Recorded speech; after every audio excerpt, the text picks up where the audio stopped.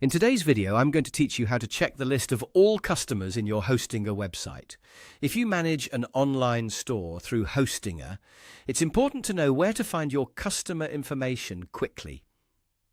This area helps you review the people who have placed orders or created customer profiles in your store, and it can be useful when you want to monitor activity, confirm customer details, or simply stay organized as your business grows.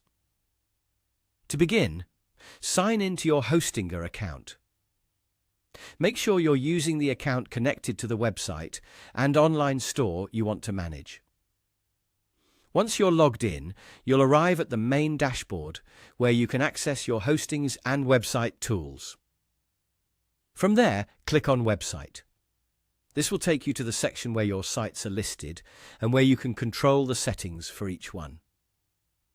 If you have more than one website in your account, take a moment to choose the correct one so you're working inside the right store.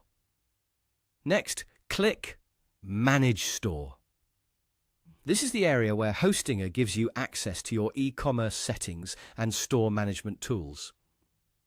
Inside this section, you'll be able to control different parts of your online shop, including products, orders, and customer-related information.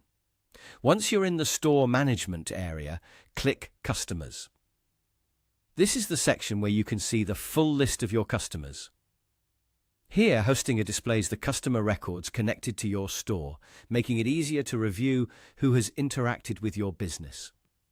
When you open the Customers section, you'll be able to view all your customer entries in one place. Depending on your store setup, this page may show useful details such as customer names, account information, order-related activity, or other relevant store data.